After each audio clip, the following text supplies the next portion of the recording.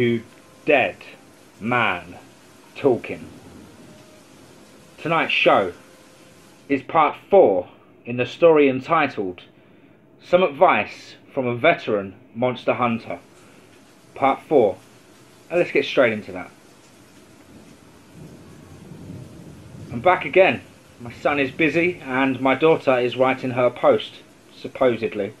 So, I'm back with a very recent story from Canada. I was recently messaged by a young man named James. He told me that I saved his life.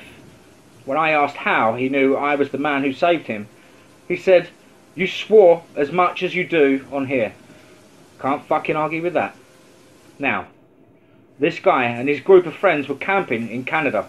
This is some classic college party type shit, everyone. Tents, red solo cups, horny 20-somethings, and Wendigo. Okay, maybe the Wendigo being there is my kind of party instead. Fuck it, here we go. Brace yourselves, and if you're squeamish when it comes to gore, don't read. The Wendigos are nasty fuckers. I was on my way to Riding Mountain National Park in Canada. It's relatively close to the US and Canadian border, so I decided to go check it out. I had heard some reports from Connie, a park ranger and old friend, that some hikers had indeed gone missing. 2 men wearing blue parkas went into the park and they never came out. Connie suspected foul play, and I hunt people as well as monsters.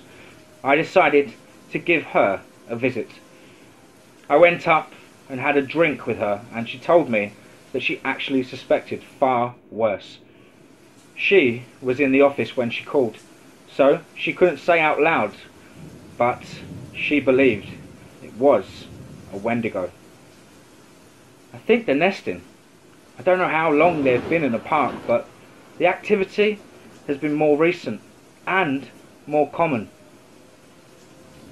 Wendigo nest like bees. There are those that stay to watch the hive, and those that go pollinate the flowers. Only instead of pollinating flowers, they abduct unwary campers. Sometimes the Wendigo do them the mercy of eating them. Sometimes they don't. Either way, the Wendigo wins. Now, if they're nesting, then they have a steady food source and a monarch. In northern national parks like this one, Wendigo are actually a more common problem than they are made out to be. Most times it's 1 or 2, and they kill deer, elk, or the occasional bear, and don't come into contact with humans. But there is the odd Wendigo that is more ambitious, and they become monarchs. Killing and eating your own kind is a taboo in our culture, but if a Wendigo can do it, it's a sign of strength. Connie had been keeping tabs on the Wendigo population in the park. They were under control, but then summer came. All the activity drove the fuckers out, and a total of 3 groups of campers have gone missing in the past 5 months alone. One group of 5 teenagers, the 2 hikers, and a family of 3 were all missing. They were all dead, no question. But I agreed to go anyway. I told Connie I would look for the missing campers, and of course I would be careful. But I wasn't going to bother. If they were still alive, they weren't going to be for much longer. What I was going to do was to find the nest and destroy it, as well as kill every last Wendigo in it. Connie took me deep within the park, to the area she said the missing hikers were, and left me to search. As I walked around the deep forest, the sun started to set, but even in the dim light, I could see the telltale signs of Wendigo inhabituation. Pools of blood and chunks of meat. Wendigo can't digest food. They are eternally hungry. They eat, but can't process the prey, so they vomit up the remnants. Those puddles were the aftermath of a Wendigo having a nice little snack. I knelt down to examine the puddle and found tufts of fur and a singular yellow eye. Seems the Wendigo ate a wolf. As I kept walking, I heard voices. I crept over to the source of the noise and peered from behind the brush at the campsite. There was a large fire and the scent of weed hung on the air. Around the fire were 5 kids, 2 girls and 3 guys. They were joking and laughing like nothing was going on. Even though they were deep into Wendigo territory, the fire was probably the only thing keeping them at bay. These must be the 5 missing 20-somethings that weren't in fact missing. Not yet. Just stoned out of their goddamn minds and lucky as all hell. "Hey, pass the weed," a girl with pink hair called from across the fire. A burly guy with a beard and curly hair tossed her the bag, but the throw came up short and their prize bag landed in the fire. "Shit! Water guy, save the weed!" one yelled. Another girl with piercings glinting in the firelight poured water on the pit and it was out. The one thing keeping them safe was now gone. All to save some fucking weed. "Guess your guardian angel didn't help out that time, Andy," someone said to the guy who threw the weed. "He doesn't help with the basic shit like that," Andy said. They still had no fucking clue what was about to happen. I ran out the tree line, lit a flare and tossed it towards the group. I covered my eyes and heard a shriek. When I looked back, I could see all 5 of the kids huddled together, and almost upon them, bathed in the red glow of my flare, was a Wendigo. It still had the remnants of a parka upon its back. Guess that clears up one of the hikers then. "What the fuck was that?" I heard one of the girls yell. I pulled my pistol from the holster and fired 3 shots into the Wendigo. The bullets burst into flame on impact, and the creature began to scream. I plugged 2 more incendiary rounds into the Wendigo's chest, and it fell back, twisting and convulsing.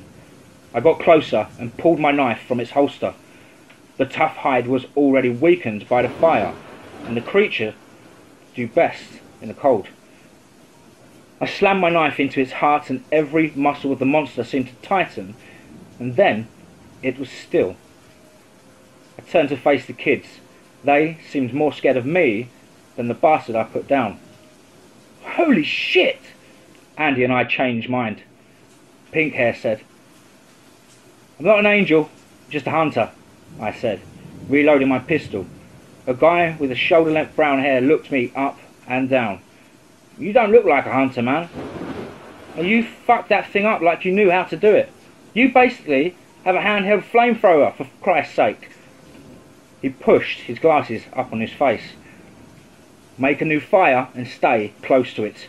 They won't attack you if you get the fire large enough," I said gruffly. "Hold on, man. You know a lot about these things, right?" the tallest amongst the group asked. He towered above them and me. "Yes, but I don't want a group of tag-alongs, especially you 5. They all stood together and met my eyes. "Like it or not, we're coming with you. We're safe with you," Pinky said. I had to chuckle at that one. Safe and my job don't mix, and if I'm not safe, they definitely aren't. "Fine, but where am I going?" "Where I'm going, there's more." To be honest, it didn't take time to learn their names. James told me them after the fact. I just attributed the first thing that came to mind to the kid. Pinky was Ali, Beardy was Andy, Glasses was Mike, Tall Guy was James, and Pearsons was Jess.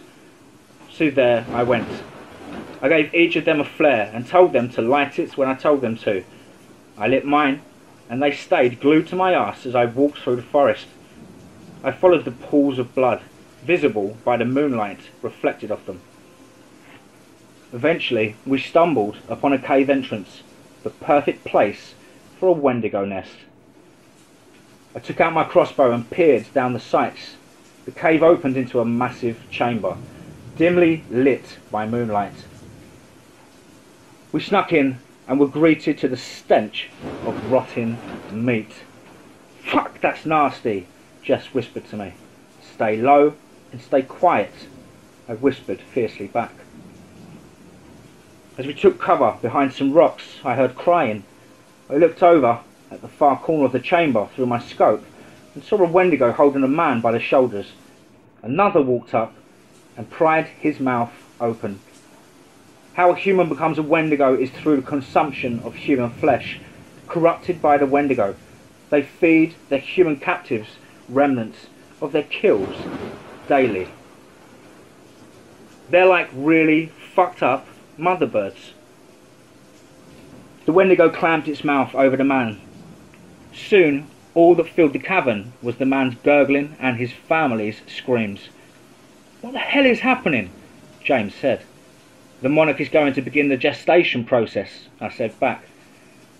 "Man, who the fuck are you? How are these things getting pregnant?" Andy hissed and scared. "Shut up, Beardy," I said. "Beardy?" he said behind me. "Mike, you have a beard to why I am Beardy?" "He called me glasses earlier. Just go with it, I guess," Mike whispered back. I didn't even bother to tell them to be quiet. I was watching the Wendigo monarch. Killing the monarch would send the nest into anarchy. Wendigo that are turned by another Wendigo are linked. This alpha had turned a total of 4 people. I killed one, and there was another holding the man the monarch was feeding, which left 1. Fuck. I whirled around and pulled my pistol from my holster and my knife from its sheath. We were missing a Wendigo, and it was coming from outside. "Follow me now," I said. "What about the people they captured?" Mike said. "What about them? Save the lives you can. We can't help them, but I can help you 5. Now, move it," I said. I led the group back through the tunnel, straight into the Wendigo. It snarled at me and I plugged it 4 times in the chest. I jumped forward and sunk my knife deep into its heart, through the weakened hide. The Wendigo heard the shot go off, no question. I told them to run out of the cavern. They didn't need to see what I was doing. I reached into my bag and pulled out a brick of C4. I stuck it into the cave wall and stepped out into the open air. "That fucking C4? Who are you?" Jess yelled, throwing her hands into the air. "Not important," I said as I went to blow the charge, trapping the Wendigo inside. "Wait! Mike is in there," James called out. "My brother isn't out of here yet." I sighed and ran back into the cavern, my pistol at the ready. Looking in the dim light, I saw the red glow of Mike's flare on the other side of the cavern, trying to free the prisoners. He was waving the flare from side to side, keeping the 2 Wendigo at bay. He was carrying a child in one arm, and a woman was following close behind him. "Glasses, you fucking dumbass, get over here!" I roared, firing my pistol at the white, sunken figures chasing Mike. A Wendigo managed to slash Mike's ankle, and he stumbled, bleeding. He flung the flare behind him. He gave the woman her child and pushed her onward, still limping from the wound to his leg. She ran toward me and out of the cave. Mike was still hobbling on his one good leg when the fuckers got to him. They grabbed his legs and pulled him down, claws skinning the flesh below the knees. Mike screamed, and his glasses slid off his face to skid across the rough floor.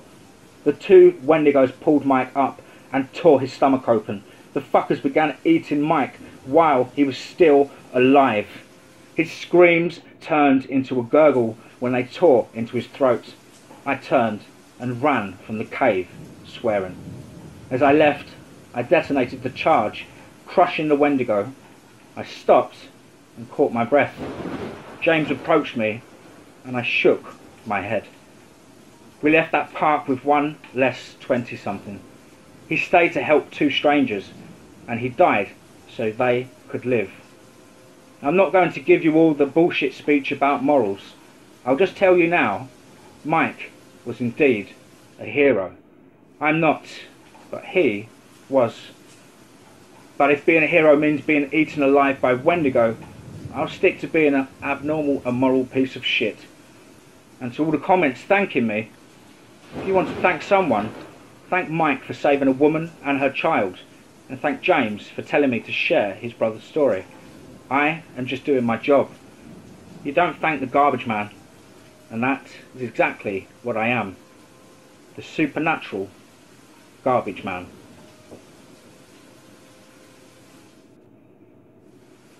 Wow, hope you guys enjoyed that absolutely thrilling series. Fantastic work to the author there, Mr. Grickart. I think I pronounced that properly. Fabulous writing. Guys, please do let us know down below in the comments what you thought. Of course, please do like and share.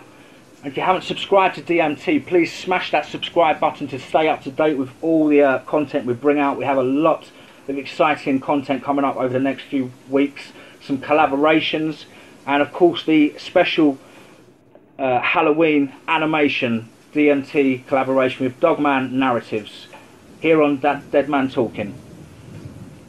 Remember guys, when you're out in the wilderness, in the deep dark woods, be safe, not sorry.